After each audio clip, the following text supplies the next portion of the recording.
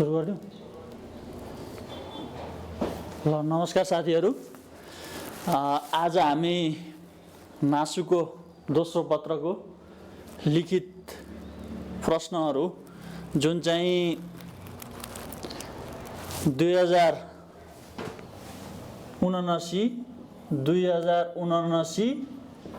2 महिना 21 गते सोधेको थियो, त्यसको खण्ड ख अन्तर्गतका 5-6वटा क्वेसनहरू लिएर उपस्थित भएका छौँ।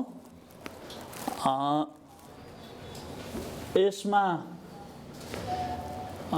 यो यसरी नै लेख्नुपर्छ भन्ने चाहिँ छैन हैन।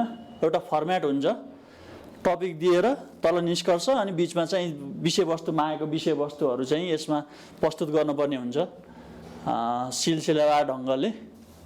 धेरैजसो 5 नम्बरको क्वेसन सोध्छ नासुमा र एउटा दुईटा क्वेसनहरू 10 नम्बरको पनि सोध्छ र यसको एउटा फर्म्याट चाहिँ साथीहरूले पुरा गर्नै पर्छ। सक्नुहुन्छ भने यो क्वेसनै नसार्दा पनि राम्रो हुन्छ। क्वेसन नसार्ने यति नम्बरको क्वेसन भन्ने अनि त्यसमा के विषयवस्तु छ त्यसलाई राखेर टपिक बनाउने एउटा। अब जस्तै यहाँ मैले नेपालको संविधान बमोजिम नागरिकका कर्तव्य उल्लेख गर्नुहोस् भनेर 5 नम्बरको सोधेको छ। यसको नागरिकका कर्तव्यहरू भनेर उल्लेख गरेको छु।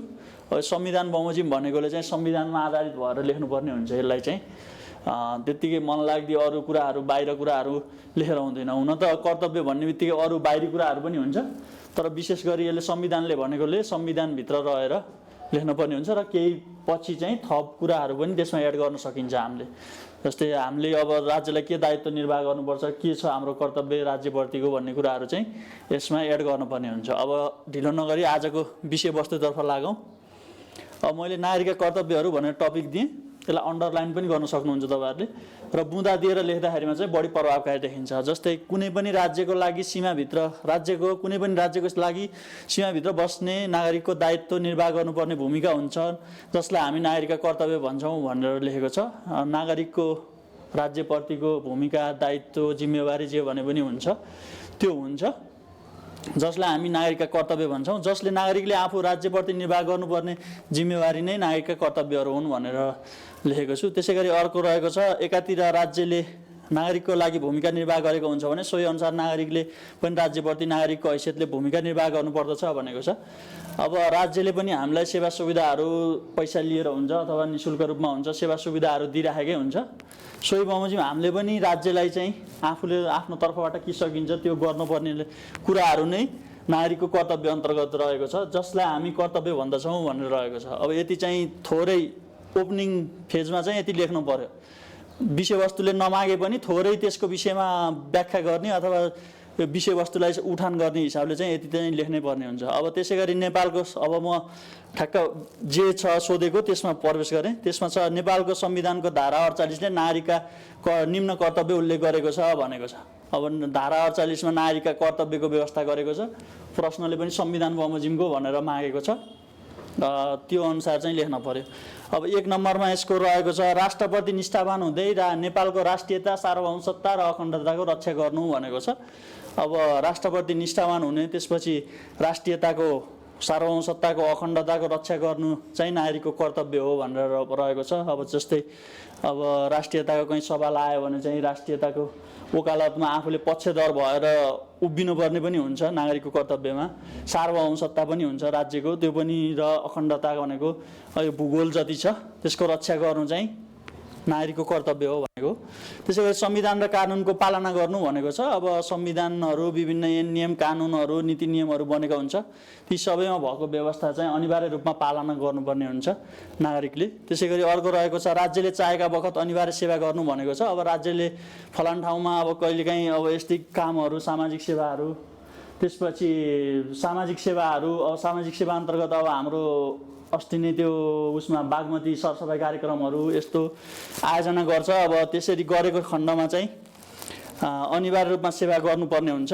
त्यसै गरी सार्वजनिक सम्पत्तिको सुरक्षा र संरक्षण गर्नु भनेको अब विभिन्न भौगोलिक धरोहरहरू भयो, त्यसै गरी धार्मिक स्थलहरू भयो, पाटी पौवाहरू भयो, नदीहरूको संरक्षण, सार्वजनिक सम्पत्तिमा अरू जे पर्छ त्यो सबैको संरक्षण गर्ने दायित्व कर्तव्य भनेको चाहिँ नागरिकको हुन्छ भनेर संविधानमा यति व्यवस्था गरेको छ। अब 5 नम्बरको क्वेसन सोधेको छ, यति लेखेर पुग्दैन साथीहरू है, यति लेखेर पुग्दैन।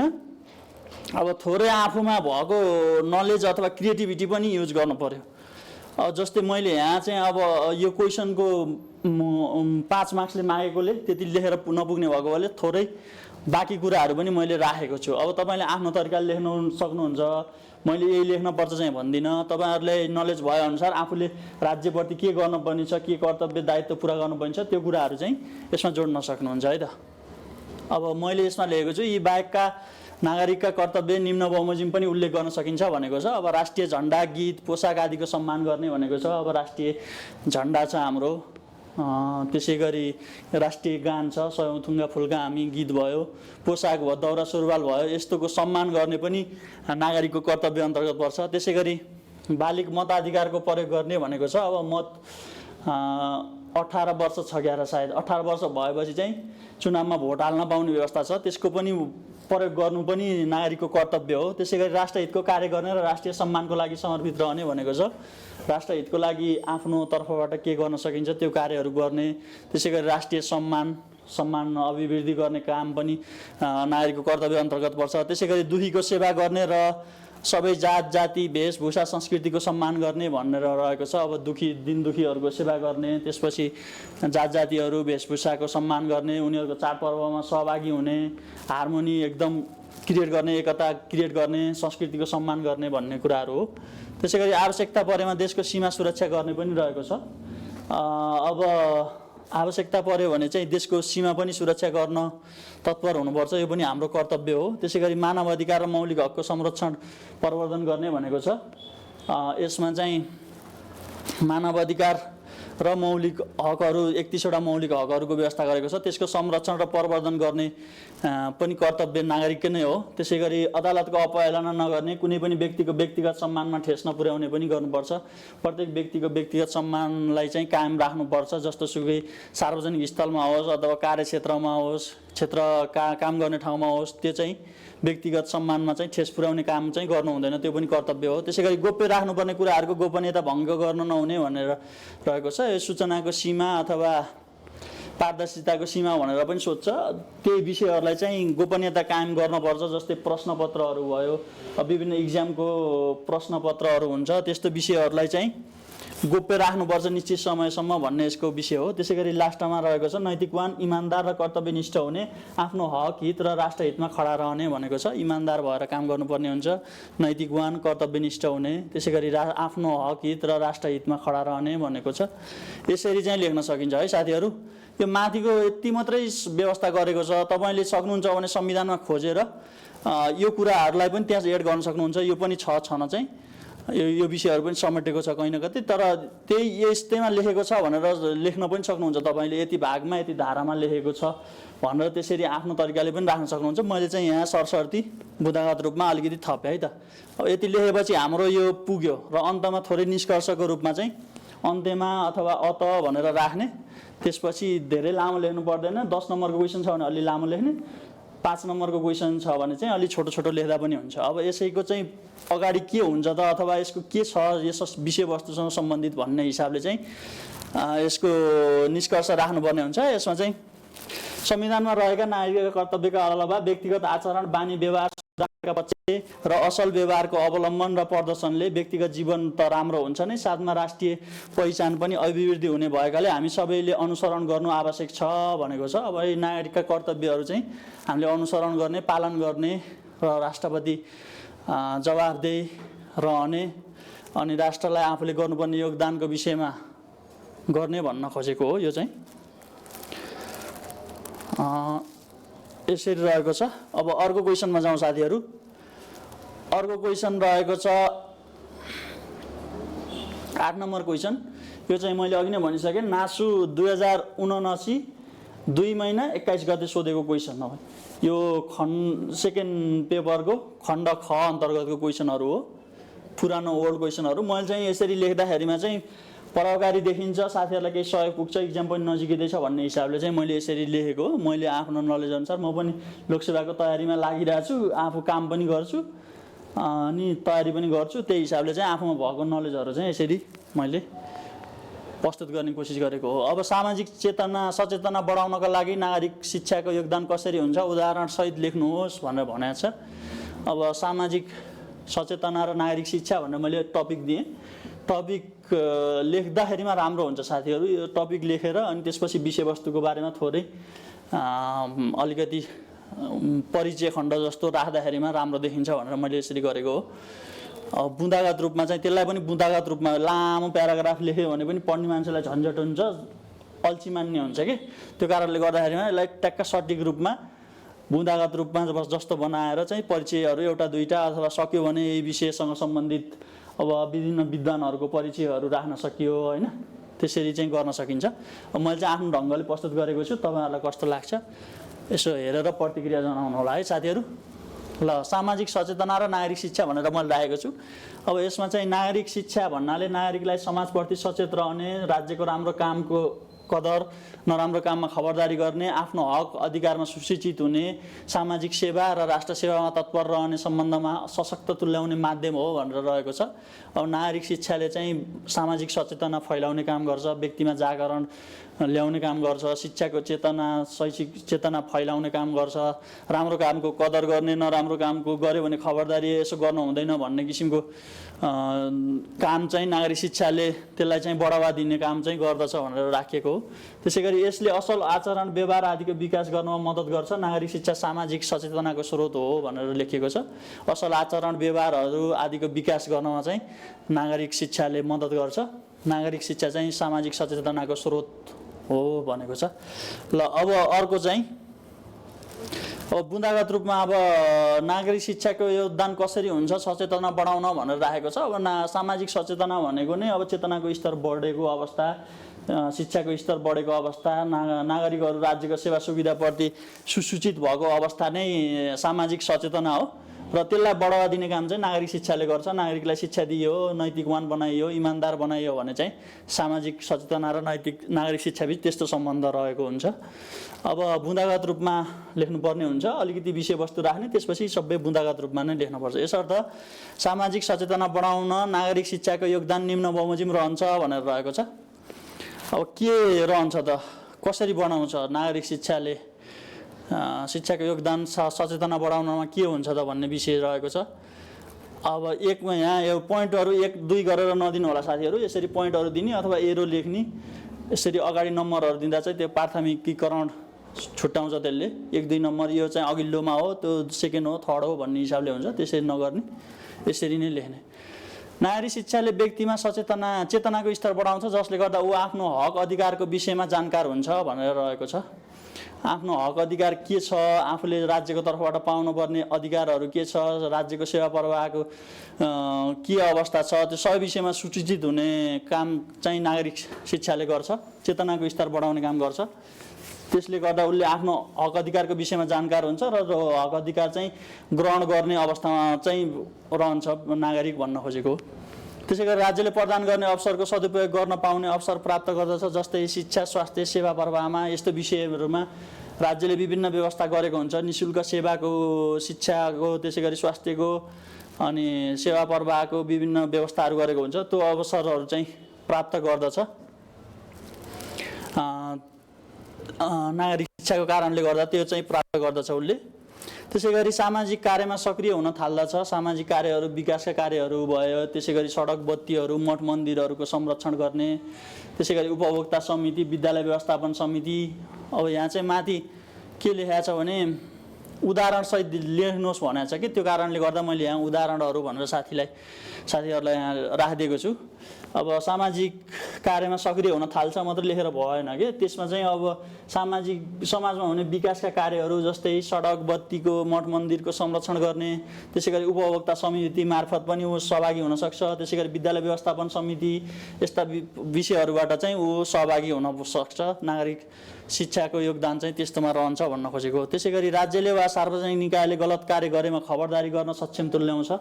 राज्यले गलत काम गर्यो भने चाहिँ खबरदारी गर्ने, यो काम गलत छ भन्ने। जस्तै अब विभिन्न कामहरू, विकासका कामहरू गर्दाखेरिमा गलत काम हुन्छ, स्रोतको दुरुपयोग भएको हुनसक्छ, त्यस्तो अवस्थामा चाहिँ खबरदारी गर्ने काम चाहिँ गर्छ। त्यसैगरी सेवा प्रवाह, विकास निर्माण, सार्वजनिक कोषको सदुपयोग आदिमा भनेर यहाँ मैले राखिदिएको पनि छु। उदाहरणसहित भनेको छ क्वेसनले। राज्यले सार्वजनिक निकायले गलत कार्य गरेमा खबरदारी गर्न सक्षम तुल्याउँछ भनेको छ। नागरिक शिक्षाले त्यस्तो काम गर्छ। त्यसैले यसमा सेवा प्रवाह, विकास निर्माण र सार्वजनिक कोषको सदुपयोग आदिमा गलत काम हुन सक्छ, त्यसमा चाहिँ खबरदारी गर्छ भन्न खोजेको हो। अर्को रहेको छ सामाजिक न्याय, समावेशिता, सामाजिक सुरक्षा जस्ता विषयमा जानकार रहन्छ। अब सामाजिक न्यायको व्यवस्था के हो, समावेशिता भनेको के हो, सामाजिक सुरक्षा भनेको के हो, त्यो विषयमा नै जानकारी नभएपछि त्यो राज्यले प्रवाह गरेका यी विषयहरू हुन्। यिनीहरूमा सेवा सुविधाहरू राज्यले छुट्याइदिइरहेको छ, जस्तै आरक्षणको छुट्याएको छ, सामाजिक सुरक्षा भत्ताहरू छ, सामाजिक न्याय कायम गर्न लैङ्गिक समानताका कुराहरू छ। यस्तो कुराहरूमा जानकार भयो भने न उसले त्यो कुराहरू उपभोग गर्न पाउँछ। जानकारी नै छैन, अब कहाँबाट उपभोग गर्नु? त्यो कारणले गर्दा नागरिक शिक्षाले चाहिँ यो विषयमा जानकार गराउने चाहिँ काम गर्छ। त्यसले गर्दा सामाजिक सचेतना चाहिँ बढाउँछ भनेको हो। जसले गर्दा यस्तो कुरामा सहभागी हुने र अरूलाई पनि जागरुक बनाउँछ। अब आफूले सेवा लिइसकेपछि यस्तो यस्तो व्यवस्था छ है भन्ने किसिमले अरूलाई पनि उसले जागरुक बनाउन सक्ने भयो। त्यसै गरी अर्को रहेको छ समाजमा व्याप्त कुप्रथा भएछ है, कुप्रथा हो यो चाहिँ। कुप्रथा कुरीतिहरूको विरुद्धमा लड्न थाल्दछ। अब समाजमा विभिन्न कुप्रथाहरू रहेका हुन्छन्, कुरीतिहरू रहेका हुन्छन्, जसको विरुद्धमा चाहिँ नागरिक शिक्षाको कारणले लड्न थाल्दछ। जस्तै छुवाछुतहरू भयो, जातीय भेदभाव भयो, लैङ्गिक विभेद भयो, त्यसै गरी धार्मिक विभेद, छाउपडी प्रथा, बोक्सी प्रथा जस्ता कुप्रथाहरू जति छन् त्यसको विरुद्धमा पनि लड्न थाल्छ उसले। अब त्यसको कारणले गर्दा नागरिक शिक्षाको कारणले गर्दा लड्न थाल्छ, जसले सामाजिक सचेतना बढावा दिन्छ। यसरी लेख्नु पर्यो है साथीहरू। र सेवाको भावना विकास हुन्छ। अब समाज सेवा गर्ने, विभिन्न सेवाको भावना अघि भने जस्तो यस्तै प्रोग्रामहरूमा भाग लिने, अनि समाजको अरू यस्तै सांस्कृतिक सम्पदाहरू संरक्षणमा भाग लिने, त्यस्तो गर्न सक्छ। विकासको काममा भाग लिन सहभागी हुन सक्छ, जसले गर्दा समाजमा रहेका अशक्त असहाय गरिबको सहयोगमा जुट्न थाल्दछ सेवाको भावनाले। अब अशक्त असहायहरूको पनि गरिबहरूको पनि सहयोग गर्ने भयो। त्यसरी पनि सामाजिक नागरिक शिक्षाले मद्दत पुर्याउँछ। त्यसै गरी गरिबी भोकमरी अन्त्यमा मद्दत पुर्याउँछ। गरिबी र भोकमरी अन्त्य गर्न पनि मद्दत पुर्याउँछ। रोजगारीको अवसर सिर्जना गर्दछ, शिक्षाको चेतनाको स्तर उकास्छ। त्यो कारणले गर्दा चाहिँ गरिबी भोकमरी अन्त्य हुन्छ। त्यसै गरी समाजमा रहेको विवाद, द्वन्द्व, मनमुटावको अन्त्य गर्छ। जस्तै विभिन्न जग्गा सम्बन्धी अंशबन्डा, समाजमा व्याप्त थिचोमिचो जस्ता समस्या मध्यस्थताकर्ता भएर कार्य गर्न सक्दछ। यस्तो स्तर चाहिँ नागरिक शिक्षाले प्रदान गर्छ। समाजमा रहेका विवादहरू, द्वन्द्वहरू, मनमुटावहरूको अन्त्य गर्ने काम पनि नागरिक शिक्षाले गर्दछ। ल यी कार्य गर्ने भएकोले चाहिँ नागरिक शिक्षाले चाहिँ सामाजिक सचेतना बढाउनको लागि यसरी चाहिँ योगदान गरेको हुन्छ भनेर मैले लेखेको छु। साथीहरूलाई कस्तो लाग्छ? मैले चाहिँ आफ्नो नलेज के छ, कसरी सकिन्छ त्यो अनुसार गरेको हो।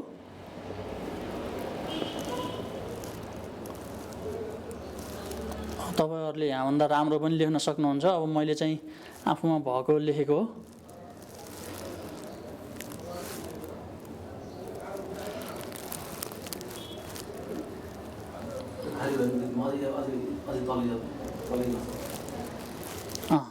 अब निष्कर्षमा चाहिँ अन्त्यमा भनेर त्यहाँ माथि लेखेको छ। यसको निष्कर्षमा चाहिँ नागरिक शिक्षा यस्तो माध्यम हो जसले समाजका हरेक व्यक्तिलाई जागरुक गराउने, गलत कार्य विरुद्ध आवाज उठाउने, दबाब दिने, खबरदारी गर्ने जस्ता कार्य गरी सामाजिक मर्यादामा रहन बाध्य गराउँछ, जुन नागरिक र राज्यको हितसँग सम्बन्धित हुन्छ भनेर रहेको छ। सामाजिक मर्यादा कायम गर्ने, समाजमा सचेतना बढाउने, चेतनाको स्तर बढाउने, शिक्षाको स्तर बढाउने काम चाहिँ नागरिक शिक्षाले, जागरुक गराउने काम चाहिँ नागरिक शिक्षाले गर्छ भनेर यसरी निष्कर्ष लेख्न सकियो है। साथीहरू केही प्रतिक्रिया छ भने यसो जनाउनु होला। यसरी राम्रो लेख्न सकिन्छ भन्ने छ, नलेजहरू छ भने तपाईहरुले कमेन्ट बक्समा शेयर गर्दा पनि हुन्छ। त्यसै गरी अर्को क्वेशनमा जाउँ।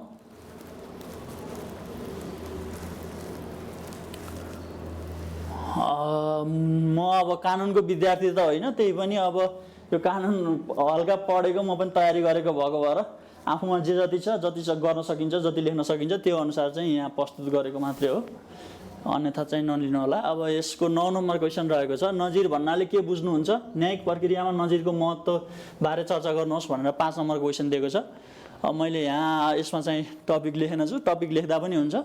नजिर र यसको महत्त्व भनेर राख्न सक्नुहुन्छ। नजिर र यसको महत्त्व, नजिरको महत्त्व भनेर टपिक राख्न सक्नुहुन्छ। थोरै विषयवस्तु चाहिँ अगाडि लेख्नै पर्ने हुन्छ। के हो त नजिर भन्नाले? अब यहाँ त यसको 2 मार्क्स, 1.5 मार्क्स अथवा 2 मार्क्सको त यो मात्रै सोधेको हो। यहाँ 5 मार्क्स लेखिदिएछ लेख्न चाहिँ। यो 2 मार्क्स 1.5 अथवा 2 मार्क्सको त नजिर भन्नाले के बुझिन्छ भन्ने विषयमा नै लेख्नुपर्छ। अब सुरु गरौँ है त। अब यसमा रहेको छ नजिर कानुनको स्रोत मध्येको एक स्रोत हो जुन अदालतले मुद्दा मामिलाको फैसला गर्ने क्रममा नयाँ विषयवस्तु उत्पन्न भई सोको अन्तिम निर्णय गर्दा उठान भएको विषय नै नजिर हो भनेर मैले आफ्नो तरिकाले लेखेको छु। अब नजिर चाहिँ कानुनको स्रोत, विभिन्न स्रोत हुन्छ कानुनको, त्यो कानुनको स्रोत मध्येको एउटा चाहिँ नजिर हो। नजिर के हो त भन्दाखेरिमा अदालतले फैसला गर्दाखेरिमा जहिले नयाँ विषयवस्तुको विषयमा फैसला गर्छ, त्यो विशेष गरी सर्वोच्च अदालतलाई छ हाम्रो कानुनमा चाहिँ सर्वोच्च अदालतलाई व्यवस्था गरेको छ।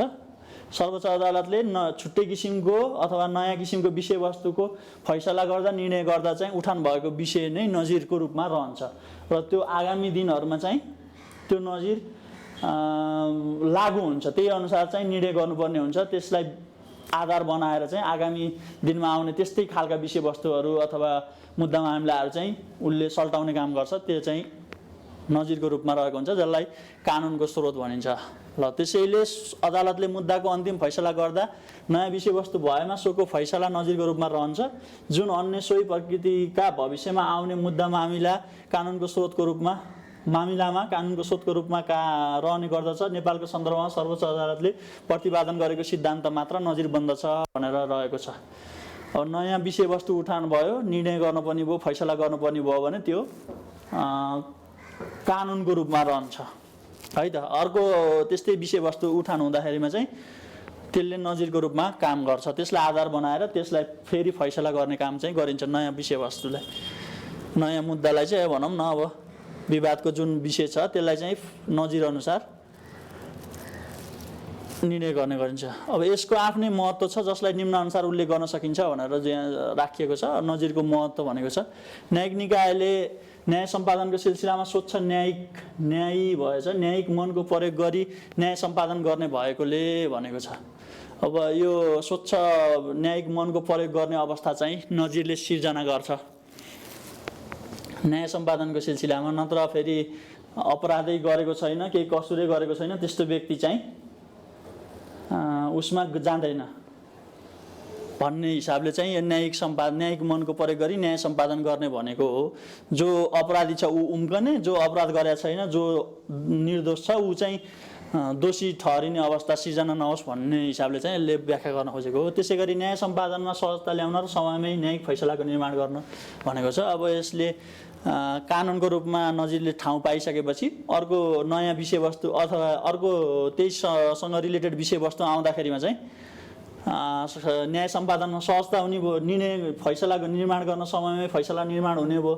त्यो कुराहरू चाहिँ भन्न खोजेको। सबैलाई समान किसिमको न्याय सम्पादन गरी सुशासन र कानुनी राज्यको मान्यतालाई व्यवहारमा उतार्न भनेको छ। अब सबैलाई समान व्यवहार हुने भयो। एउटै नजिर चाहिँ अरू धेरै विषयवस्तुहरू फैसला गर्नको लागि काम लाग्ने भयो। त्यो कारणले गर्दाखेरिमा चाहिँ समान किसिमको न्याय सम्पादन सबैलाई भयो। त्यसै गरी सुशासन कायम गर्ने भयो, कानुनी राज्यको मान्यतालाई व्यवहारमा उतार्ने भयो। यस्तो विषयहरूलाई चाहिँ बढावा दिन्छ भन्न खोजेको। त्यसै गरी समाजमा कानुनको बिचमा देखिएको विवादास्पद स्थितिलाई समाधान गर्न भनेको छ। अब समाजमा कानुनको बिचमा कसैमा विवाद देखियो भने त्यसलाई समाधान गर्ने काम पनि नजिरले गर्छ, त्यसैले यसको महत्त्व छ। त्यसै गरी न्यायिक एकरूपता कायम गर्न, समानतामा आधारित भएर फैसला वा निर्णय गर्न न्यायिक एकरूपता पनि कायम गर्ने। एउटालाई एक किसिमको व्यवहार गर्ने, अर्कोलाई अर्को किसिमको व्यवहार गर्न मिल्दैन। एउटै विषयवस्तुमा एउटालाई जुन व्यवहार छ, जुन कानुन लागू हुन्छ, अर्कोलाई पनि त्यही कानुन लागू हुनुपर्छ भन्ने मान्यता चाहिँ यसको हो। कानुन निर्माणमा यो एक व्यावहारिक स्रोत भएकोले भनेको छ। अब यो व्यावहारिक स्रोत हो, विभागमा प्रयोग भएपछि निष्कर्षमा गएपछि अथवा निर्णय गरेपछि फैसला गरेपछि मात्र यसले नजिरको मान्यता प्राप्त गर्ने भएकोले यो व्यावहारिक स्रोतको रूपमा रहेको छ। त्यसैले यसको महत्त्व छ।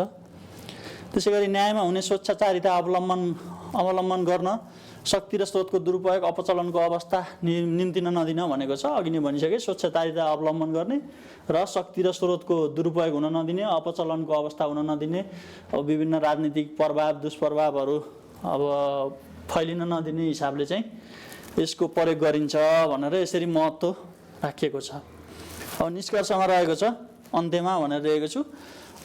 अत भनेर पनि लेख्न सक्नुहुन्छ, निष्कर्षै भनेर पनि तपाईले लेख्न सक्नुहुन्छ। यसमा नजिर कानुनको स्रोत हो जसको प्रयोग न्यायिक निकायमाथि जनविश्वास सिर्जना, जसको प्रयोगले न्यायिक निकायमाथि जनविश्वास सिर्जना हुने अवस्था हुन्छ र भएछ। त्यसका साथै न्यायका मूलभूत सिद्धान्तको समेत व्यवहारमा प्रयोग हुने भएकाले यसको प्रयोगलाई प्रोत्साहित गर्नु आवश्यक छ भनेको छ। अब यस्तो विषयवस्तुहरू नयाँ उठान हुँदाखेरिमा चाहिँ पुरानो विषयवस्तुमा कसरी फैसला भएछ त्यो अनुसार चाहिँ निर्णय गर्नु पर्यो, त्यो अनुसार फैसला गर्नु पर्यो।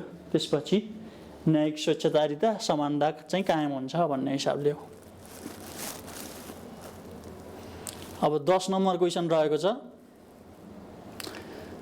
10 नम्बर क्वेसनमा नेपालको सूचनाको हकलाई प्रभावकारी ढङ्गले कार्यान्वयन गर्न देखिएका समस्याहरू संक्षेपमा उल्लेख गर्नुहोस्, साथै सुशासन कायम गर्न सूचनाको हकले कस्तो भूमिका खेल्छ प्रश्न पार्नुहोस् भनेर 2.5 को रहेको छ। 2.5 को रहेको छ। सूचनाको हकलाई प्रभावकारी ढङ्गले कार्यान्वयनका उपायहरू चाहिँ निम्न अनुसार छ भनेर रहेको छ।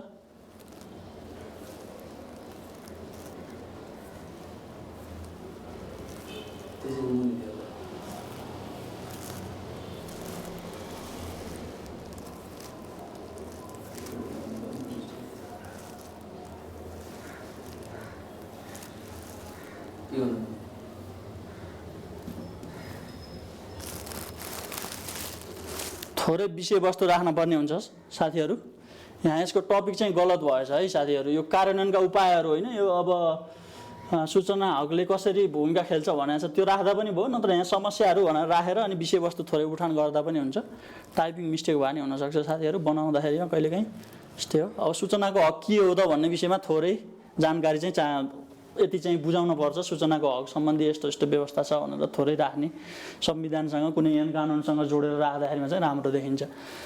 सूचनाको हक भन्नाले सार्वजनिक सरकारका विषयमा सूचना माग्ने पाउने र त्यसको उपयोग गर्न पाउने नागरिकको अधिकार वा हकलाई जनाउँदछ भनेको छ। सूचनाहरू सार्वजनिक विषयमा भएका निर्णयहरू, त्यसै गरी विभिन्न अघि नै भने जस्तो फैसलाहरू अनि अरू मन्त्री परिषदको निर्णयहरू, यिनीहरू विषयहरू चाहिँ माग्ने पाउने र त्यसको उपयोग गर्न पाउने नागरिकको अधिकार वा हक चाहिँ सूचनाको हक हो भनेको छ। नेपालको संविधानमा चाहिँ धारा 27 मा सूचनाको हकलाई भनेर मौलिक हकको व्यवस्था गरिएको छ। मौलिक हकको रूपमा लिएको छ सूचनाको हकलाई। र कानुनी व्यवस्थाको रूपमा चाहिँ सुशासन ऐन 2064, त्यसै गरी सूचना ऐन पनि रहेको छ। सूचना ऐन पनि 2064 नै होला, त्यो रहेको छ। र यस हकलाई कार्यान्वयन गर्ने सम्बन्धमा भएका समस्या निम्न बमोजिम छन् भनेको छ। अब यस हकलाई चाहिँ कार्यान्वयन गर्दा, सूचनाको हकलाई कार्यान्वयन गर्न सम्बन्धमा कस्ता कस्ता समस्या विद्यमान छन् त भन्ने हिसाबको क्वेसन सोधेको हो। सूचनाको तोडमोड गर्ने, लुकाउने प्रवृत्ति छ। अब सूचना नै नदिने, माग्न जाँदाखेरिमा छैन भनिदिने। अब मिडियाहरूमा कति आइरहेको हुन्छ, कर्मचारीलाई यो सूचना चाहियो भन्दाखेरिमा तपाईँ फोटो नखिच्नुहोस्, भिडियो नबनाउनुहोस् भनेर पत्रकारलाई पठाइरहेको अवस्था पनि देखिन्छ। त्यो कारणले गर्दाखेरिमा चाहिँ सूचनाको तोडमोड गर्ने, सूचना लुकाउने प्रविधि छ। त्यसै गरी नागरिक सेवा बडापत्र जस्ता माध्यमको प्रयोग र अध्यावधिक हुन सकेको छैन। अब प्रयोगै भएको छैन, एउटा कुनामा राखिरहेछ, देख्दैन अँध्यारोमा कता राखेको छ, नागरिक बडापत्र छ, त्यसलाई अध्यावधिक नै गरेको छैन। 1 साल अगाडिको सूचना त्यहाँ स्क्रोल भइरहेछ उसमा स्क्रिनमा, अब त्यसको अध्यावधिक छैन। त्यस्तो अवस्था चाहिँ छ सूचनाको हक कार्यान्वयन सम्बन्धमा। त्यसै गरी सूचना अधिकारीको व्यवस्था गरिएको छैन। अब सूचना अधिकारी अनिवार्य रूपमा राख्ने व्यवस्था चाहिँ कानुनले गरेको छ, तर व्यवहारमा चाहिँ त्यो छैन। भए पनि विषयमा दखल छैन। अब त नागरिक बडापत्रको अध्यावधिक गराउने पनि नलेज छैन, अनि अफिसमा भएको सूचनाहरू चाहिँ व्यवस्थापन गर्ने पनि नलेज छैन। त्यो भएपछि अनि थाहा छैन, सूचना आएको पनि थाहा छैन, गएको पनि थाहा छैन। कहिलेकाहीँ आफ्नै बढुवाको सूचना होला, आफ्नै कारबाहीको सूचना होला, म्याद गुजिसकेपछि यसो हेर्दा त ल बढुवाको सूचना आएर चाहिँ थाहै छैन भन्ने हिसाब पनि त्यस्तो पनि हुन्छ क्या साथीहरू। त्यही भन्न खोजेको। दण्डहीनता विद्यमान छ। अब दण्डै दिँदैन, सूचना दिने अधिकारीले सूचना दिएन भने उसलाई त अब कानुनमा गर्नुपर्ने हो नि त, कानुनी हिसाबले चाहिँ कारबाही गर्नुपर्ने हो नि त। त्यो पनि विद्यमान हाम्रोमा छैन। त्यसै गरी सूचना अधिकारी जिम्मेवार बन्न सकेको छैन। अब ऊ पनि जिम्मेवार हुँदैन, इमान्दारी रूपले काम गर्दैन, अनि त्यस्तो अवस्था चाहिँ छ। समयमै सूचना पाउन नसकिने साथै झन्झटिलो प्रक्रिया छ। सूचनाहरू समयमै उपलब्ध हुँदैन, मागेको सूचनाहरू काम उता बितिसक्छ, के भइसक्छ, सूचनाहरू अझै पाउन मुस्किल छ, झन्झटिलो छ, प्रक्रियामुखी छ भन्न खोजेको। त्यसै गरी गोप्य राख्नुपर्ने सूचनाहरू पनि गोप्य राखिँदैन, अभिलेख व्यवस्थापन प्रणाली प्रभावकारी छैन भनेर रहेको छ। गोप्य राख्नुपर्ने सूचनाहरू चुहावट हुन्छ, कहिले प्रश्नै पत्र बाहिरिएको सूचनाहरू आउँछ, कहिले ट्युको अस्ति कागजै हराएको सूचना आउँछ, अभिलेख व्यवस्थापन प्रणाली खोइ ट्युको इक्जाम दिएर गरेको कापी नै गायब छ। त्यस्तो स्थिति त यो अभिलेख व्यवस्थापन प्रणाली प्रभावकारी नभएर त्यसलाई प्रभावकारी बनाउन सक्यो भने सूचनाको हक प्रत्याभूति हुन्छ भनेर लेख्न सकिन्छ। अब सुशासन कायम गर्न सूचनाको हकले खेल्ने भूमिका निम्नानुसार रहेको छ भनेर राखेको छु। यसको सेकेन्ड पार्टमा रहेको छ। क्वेसनको सेकेन्ड पार्टमा चाहिँ सूचनाको हक कायम गर्न सूचनाको हकले सुशासन कायम गर्न सूचनाको हकले कस्तो भूमिका खेल्छ भनेको भएर यसको भूमिका चाहिँ यस्तो रहेको छ। नागरिकको सूचना पाउने हकको सुनिश्चित गर्दछ। अब सूचना पाउने हक चाहिँ नागरिकको हो, त्यसलाई सुनिश्चित गर्ने काम चाहिँ सूचनाको हकले गर्छ। पारदर्शिता, जवाबदेहिता जस्ता पक्षमा सुधार गरी जनविश्वास सिर्जना गर्छ।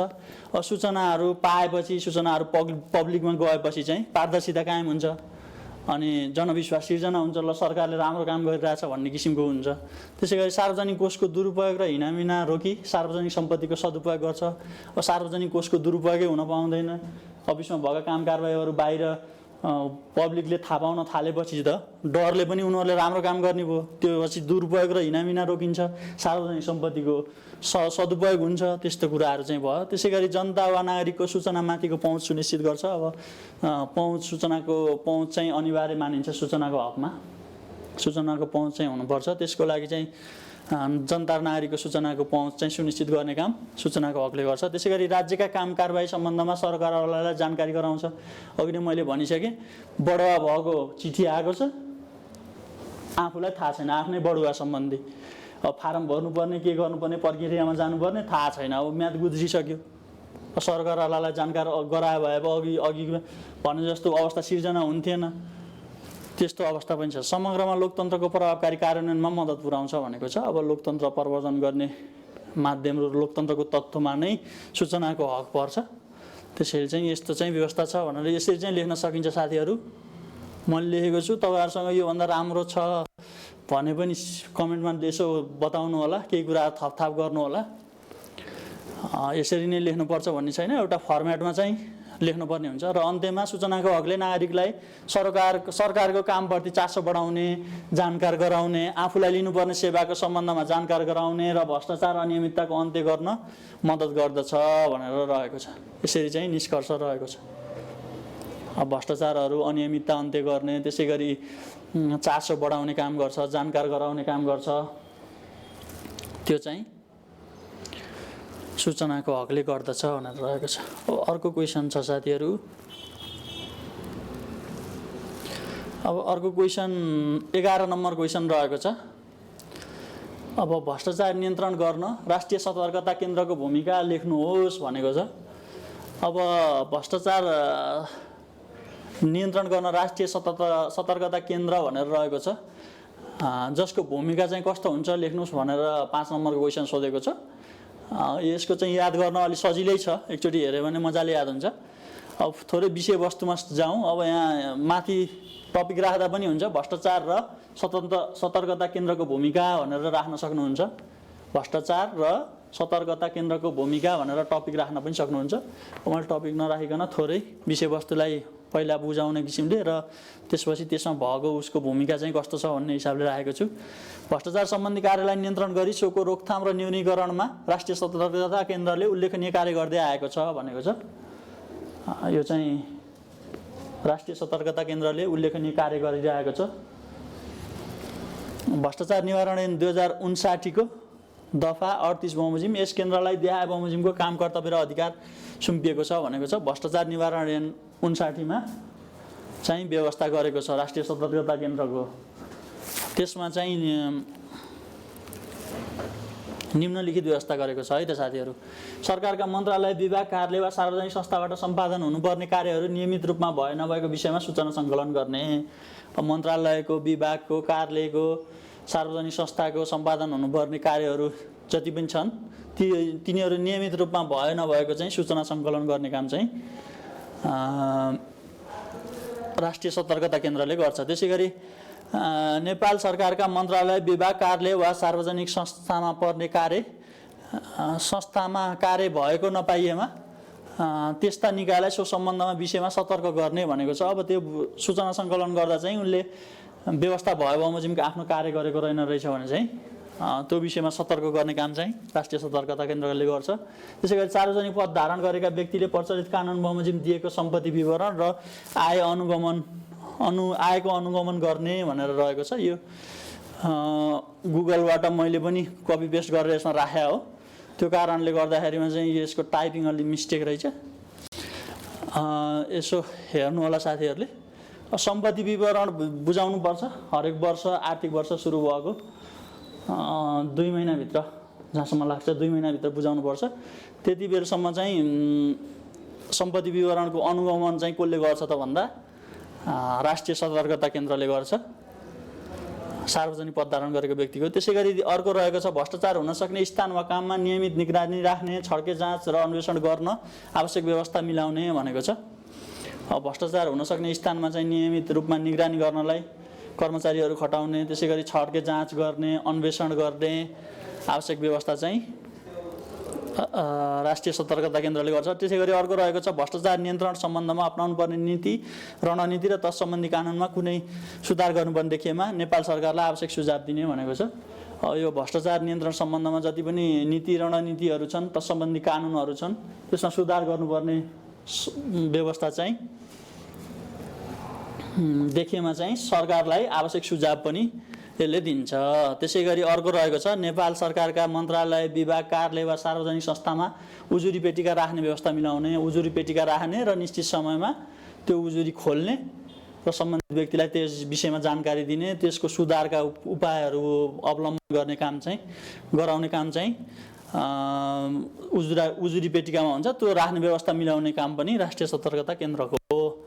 त्यसै गरी अर्को रहेको छ भ्रष्टाचारको रोकथाम गर्ने उद्देश्यले आवश्यकता अनुसार सम्बन्धित निकायलाई सुझाव वा निर्देशन दिने, यस्तो काम नगर अथवा यो गर्नु ठिक छैन अथवा यो गर्नु ठिक छ भन्ने हिसाबले रोकथाम गर्ने हिसाबले, भ्रष्टाचार रोकथाम गर्ने हिसाबले निकायहरूलाई सुझाव र निर्देशन पनि दिन सक्छ। त्यसै गरी भ्रष्टाचार सम्बन्धी कसुरमा अनुसन्धान गर्ने निकाय वा पदाधिकारीबाट भ्रष्टाचार सम्बन्धी आवश्यक विवरण वा सूचना प्राप्त गरी अद्यावधिक गराइराख्ने भनेको छ। अब कसुरमा चाहिँ अनुसन्धान गर्ने निकाय वा पदाधिकारीबाट भ्रष्टाचार सम्बन्धी आवश्यक विवरणहरू माग्ने, सूचनाहरू प्राप्त गर्ने, त्यसलाई चाहिँ अद्यावधिक गराउने भनेको हालसाल कस्तो छ, हालसालको अवस्थामा चाहिँ राख्ने भन्ने हिसाबले चाहिँ यो भन्न खोजेको। त्यसै गरी भ्रष्टाचार सम्बन्धी प्राप्त कुनै जानकारी सम्बन्धित निकायमा लेखी पठाउने भनेको छ। अब कुनै जानकारी प्राप्त भयो भने चाहिँ सम्बन्धित निकायमा लेखी पठाउँछ, यस्तो यस्तो काम हुन लाग्छ, रोक्नु पर्यो भन्ने चाहिँ राष्ट्रिय सतर्कता केन्द्रको भूमिका हो। त्यसै गरी भ्रष्टाचार नियन्त्रण सम्बन्धमा आइपर्ने अन्य काम गर्ने वा गराउने भनेको छ। विभिन्न कानुनहरू बनेका छन्, कानुनमा व्यवस्था भयो बमोजिम चाहिँ उनीहरूले काम गर्ने गराउने चाहिँ गर्न सक्छ। त्यसै गरी नेपाल सरकारले तोकेका अन्य काम गर्ने वा गराउने, यस अन्तर्गत सार्वजनिक निर्माण कार्यका प्राविधिक परीक्षण गर्ने गराउने कार्य गर्न यस केन्द्रलाई तोकिएको छ भनेको छ। अब सरकारले तोकेको काम के रहेछ त भन्दाखेरि सार्वजनिक निर्माण कार्यको प्राविधिक परीक्षण गर्ने गराउने, इन्जिनियरहरूबाट गर्ने गराउने कार्य गर्न चाहिँ यस केन्द्रलाई तोकिएको रहेछ, सतर्कता केन्द्रलाई भन्ने हिसाबले चाहिँ हो। अब निष्कर्षमा यसको निष्कर्ष लेख्नै पर्छ साथीहरू है। कानुनमा भएको व्यवस्था हो, मैले चाहिँ कपी पेस्ट गरेर तपाईँहरूलाई केही नसुटोस् भन्ने हिसाबले चाहिँ राखेको हो। सबै चाहिँ होइन, यो कानुनी व्यवस्थाहरू जति छ त्यो चाहिँ फेरि फरक पऱ्यो भने एउटा दुईवटा अक्षरले पनि तलमाथि हुनसक्छ नि त, फेरि विषयवस्तु नै अर्कोतिर जान सक्छ। त्यो कारणले गर्दाखेरिमा चाहिँ त्यो हो। अब यसको निष्कर्षमा चाहिँ भ्रष्टाचार एउटा जघन्य अपराध र सामाजिक रोग हो जसको विरुद्धमा राष्ट्रिय सतर्कता केन्द्रले उल्लेखनीय कार्य गर्दै आएको छ। यसलाई अरू थप जिम्मेवारी प्रदान गर्ने र स्रोत साधन सम्पन्न बनाई भ्रष्टाचार नियन्त्रणमा उल्लेखनीय काम गर्न प्रोत्साहित गर्नु आवश्यक छ भनेर रहेको छ। अब राष्ट्रिय सतर्कता केन्द्रले चाहिँ उल्लेखनीय कार्य गरेको छ, यसलाई अझै जिम्मेवारी थप दिने, थप जिम्मेवारी बनाउने। अब जस्तै समन्वय गर्न सक्ने भयो, हाम्रो अख्तियार दुरुपयोग अनुसन्धान आयोगहरूसँग, राजस्व अनुसन्धान विभाग छ, यस्तो निकायहरूसँग समन्वय गर्ने, अनि स्रोत सम्पन्न बनाउने, कर्मचारीहरू पठाउने, त्यसै गरी अब विभिन्न प्राविधिक चिजहरू इक्विपमेन्ट होला, त्यसै गरी सूचना प्रविधिसँग सम्बन्धित डाटाहरू होला, यस्तोहरू चाहिँ अलि मजबुत बनाएर चाहिँ काम गर्नु पर्यो भन्ने हिसाबले हो। खण्ड ख भनेको छ 2079 साल 2 महिना 21 गते सोधेको प्रश्न हो। खण्ड ख को नासु रिटर्न पेपरको दोस्रो पेपरको चाहिँ प्रश्नहरू हो। अब यहाँ चाहिँ 10 नम्बरको क्वेसन सोधेको छ। अब यसमा चाहिँ 12 नम्बरको क्वेसनलाई चाहिँ 10 नम्बरको सायद 2-3टा कतिवटा सोध्छ कि यार 10 नम्बरको क्वेसन। त्यसलाई पनि अब साथीहरूले लेख्ने तरिका चाहिँ यसरी नै अब टपिक नराखेको पनि छ, कहीँ राखेको पनि छ। राख्यो भने अझ राम्रो हुन्छ, सक्यो भने राख्नु। मैले भन्दा पनि राम्रो गर्न सक्ने पनि साथीहरू हुनुहुन्छ कोही त्यो चाहिँ हेरेर गर्नु होला। अब यसको क्वेसन 12 नम्बरमा छ। नेपालको संविधानका मुख्य विशेषताहरू उल्लेख गर्दै राज्य शक्तिको बाँडफाँडका सम्बन्धमा गरिएको व्यवस्थाबारे उल्लेख गर्नुहोस् भनेको छ। अब वर्तमानको संविधानमा कस्तो विशेषताहरू छन् भनेर नयाँ विशेषताहरू चाहिँ हाल्ने कोसिस गरेको छु मैले चाहिँ यसमा है। पुरानो भइरहेको त अर्को यो संविधानको पनि विशेषता त्यही रहन्छ, 63 को पनि त्यही रहन्छ, 47 को पनि त्यही दोहोरिरहन्छ। तर नयाँ विषयहरू हाल्दाखेरिमा चाहिँ बढी प्रभावकारी चाहिँ देखिन्छ। त्यो कारणले गर्दाखेरिमा चाहिँ नयाँ विशेषताहरू एड गर्ने कोसिस गर्नु होला। यदि सोधिहाल्यो भने यो चाहिँ 5 नम्बरमा पनि सोधिन सक्छ। नेपालको संविधानका मुख्य विशेषताहरू भनेर सोधिन सक्छ। नेपालको संविधानका पुरानो संविधानभन्दा अहिले के फरक विशेषताहरू पाउनुहुन्छ भनेर पनि सोधिन सक्छ। त्यसको लागि चाहिँ फरक विशेषताहरू चाहिँ यसमा राख्नु पर्यो। संविधान सभाद्वारा जारी गरिएको नेपालको संविधान 2072 आश्विन 3 गतेबाट लागू भएको हो, जसका मुख्य विशेषता निम्न बमोजिम छन् भनेको छ। अब संविधान सभा बाट जारी संविधान ल्याउने भनेर 64 साल चैत्र 28 गते पनि चुनाव भएको थियो। त्यतिखेर अब माओवादी पक्षले जित्यो भनौँ न, तैपनि संविधान चाहिँ ल्याउन सकेन। अब 2072 सालमा चाहिँ संविधान लागू भएको छ संविधान सभाबाट, वर्तमान संविधान। अब यसको विशेषताहरू चाहिँ निम्न बमोजिम छ है साथीहरू। 308 धारा 35 भाग 9 अनुसूची समावेश भएको यो संविधान सभाबाट जारी भएको संविधान हो भनेर यसरी लेख्न सक्नुहुन्छ। त्यसैगरी सार्वभौम सत्ता नेपाली जनतामा रहेको सङ्घीय शासन प्रणालीको व्यवस्था। सार्वभौम सत्ता चाहिँ नेपाली जनतामा छ। नेपाली जनताले चुनेर पठाएका व्यक्तिहरू व्यवस्थापिकामा रहन्छन्। तिनै व्यवस्थापिकाका सदस्यहरूको बाहुल्यतामा मन्त्री परिषद गठन हुन्छ। त्यहीँबाट प्रधानमन्त्री चुनिने व्यवस्था छ। त्यो कारणले गर्दाखेरिमा चाहिँ सार्वभौम सत्ता नेपाली जनतामा रहेको सङ्घीय शासन प्रणालीको व्यवस्था रहेको छ। 3 तहको सरकार जसमा सङ्घ, प्रदेश, 7 प्रदेश र 753वटा स्थानीय तहको व्यवस्था रहेको छ भनेको छ। अब सङ्घीयतामा 3वटा तहहरू रहेका छन्। सङ्घ भयो एउटा, 7वटा प्रदेश र 753वटा चाहिँ स्थानीय तहको व्यवस्था चाहिँ गरेको छ। त्यसैगरी अर्को रहेको छ 31वटा मौलिक हक र यसको उल्लङ्घनमा संवैधानिक उपचारको व्यवस्था गरेको छ। नागरिकको कर्तव्यको व्यवस्था पनि गरेको छ। अघि प्रश्न पनि थियो एउटा। अब 31वटा मौलिक हक रहेको छ। पहिला चाहिँ 21वटा कि कतिवटा 20-21वटा थियो, अहिले चाहिँ थपेर 31वटा मौलिक हक बनाएको छ। त्यसको चाहिँ संवैधानिक उपचारको व्यवस्था चाहिँ धारा 46 होला जहाँसम्म लाग्छ। हेर्नु होला साथीहरूले, धारा 46 मा चाहिँ संवैधानिक उपचारको व्यवस्था गरेको छ। अनि त्यसैगरी नागरिक कर्तव्यको व्यवस्था पनि धारा 48 मा गरेको छ। त्यसैगरी सङ्घमा प्रधानमन्त्री सहित 25 सदस्यीय मन्त्री परिषद जसमा 2 वर्षसम्म प्रधानमन्त्री उप अविश्वासको प्रस्ताव ल्याउन नपाइने संवैधानिक व्यवस्था छ भनेर भनेको छ। भन्न चाहिँ अब संसद पनि विघटन गर्नुभयो अगाडिको प्रधानमन्त्रीज्यू केपी शर्मा ओलीज्यूले। अब यहाँ चाहिँ 2 वर्षसम्म प्रधानमन्त्री उप अविश्वासको प्रस्ताव ल्याउन नपाइने भनेर व्यवस्था गरेको छ। अब कानुन संशोधन गरेर, संविधान संशोधन गरेर आफूलाई जे गर्दा उचित हुन्छ, जसरी फाइदा हुन्छ, जसरी आफ्नो ठिक हुन्छ त्यो अनुसार चल्ने चलन छ। त्यतातिर धेरै गयो भने फेरि पढ्न मन लाग्दैन साथीहरू। यतातिर चाहिँ ध्यान दिउँ राम्रोसँग। सङ्घमा प्रधानमन्त्री सहित 25 सदस्यीय रहन्छ मन्त्री परिषद गठन गर्ने। त्यसपछि मन्त्री परिषद पछि 2 वर्षसम्म चाहिँ यो चाहिँ व्यवस्था राखेको थियो। यसलाई नयाँ व्यवस्था भएको भएर यसलाई विशेषताको रूपमा राखेको। त्यसैगरी 13वटा संवैधानिक अङ्गको व्यवस्था रहेको। पहिला 6-7वटा कतिवटा थियो, पछि चाहिँ थप गरेर 13वटा संवैधानिक अङ्गको व्यवस्था गरेको छ। त्यसैगरी समानुपातिक निर्वाचन प्रणालीको व्यवस्था र राष्ट्रिय महत्त्वका विषयमा जनमत सङ्ग्रह गराउन सक्ने भनेको छ। अब समानुपातिक निर्वाचन प्रणाली छँदैछ, जसमा प्रतिनिधि सभामा 165 प्रत्यक्षतर्फबाट 110 चाहिँ समानुपातिक निर्वाचन प्रणालीबाट निर्वाचित हुने व्यवस्था छ प्रतिनिधि सभामा। राष्ट्रिय सभामा पनि अब राष्ट्रपतिले मनोनयन गर्ने व्यवस्था छ। अब यसको चाहिँ समानुपातिक निर्वाचन प्रणालीको व्यवस्था गरिएको छ र राष्ट्रिय महत्त्वका विषयमा चाहिँ जनमत सङ्ग्रह गराउन सक्ने पनि व्यवस्था रहेको छ। जनमत सङ्ग्रह भनेको सबै जनतालाई यो पक्षमा अथवा विपक्षमा भनेर पहिला पञ्चायतको समयमा 36-37 सालमा चाहिँ भएको थियो। त्यतिखेर पञ्चायतले जितेको कारणले चाहिँ बहुदल नआएको र 46 सालमा बल्ल बहुदल आएको बेलीमा चाहिँ जनमत सङ्ग्रह भएको थियो। त्यस्तो पनि गराउन सक्ने व्यवस्था राखेको छ। त्यसै गरी समावेशीकरणको सिद्धान्तलाई पूर्ण रूपमा अवलम्बन गरेको छ। अब राजनीतिक संरचना प्रशासनिक संरचना सबैमा समानुपातिक सिद्धान्तलाई चाहिँ पूर्ण रूपमा अवलम्बन गरेको छ।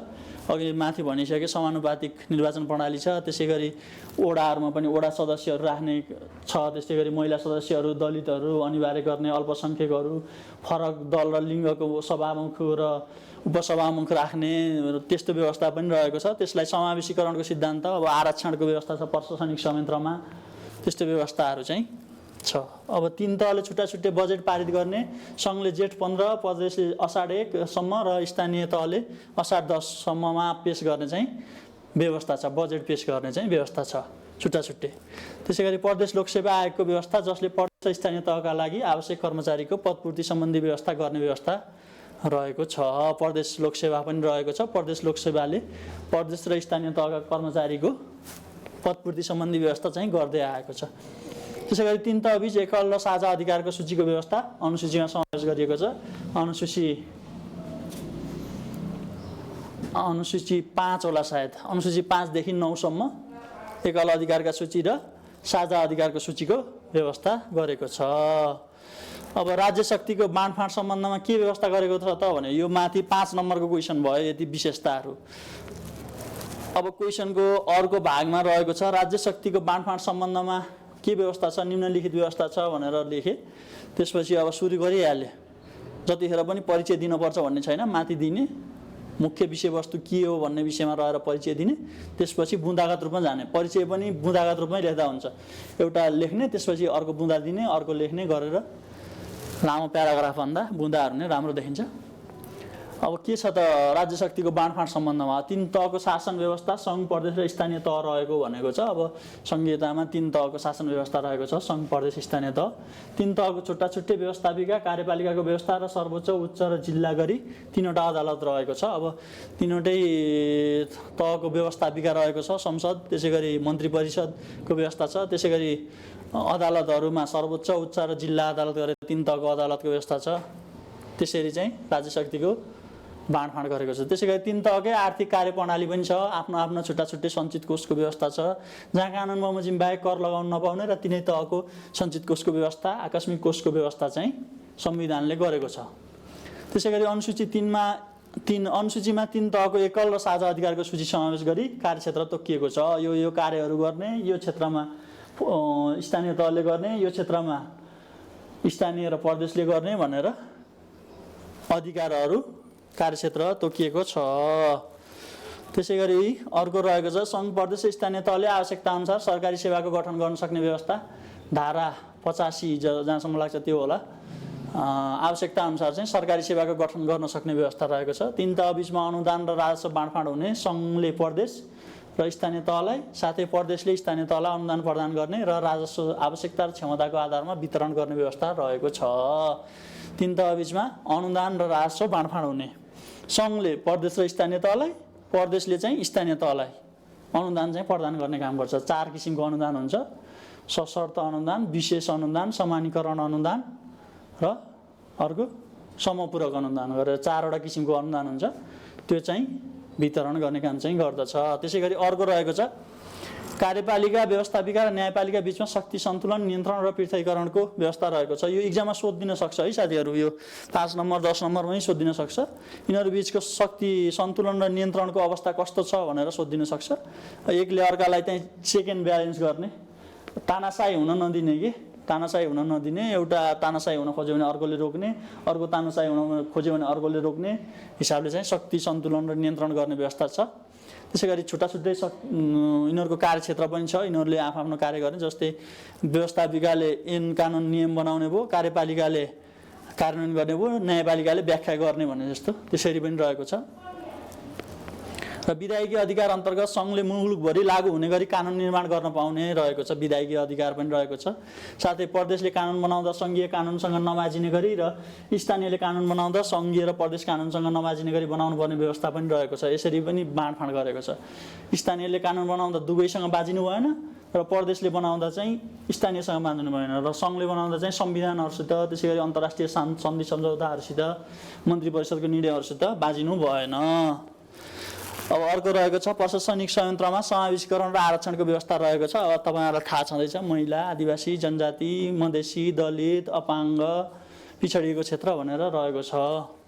प्रशासनिक संयन्त्रमा समावेशीकरण र आरक्षणको व्यवस्था गरिएको छ।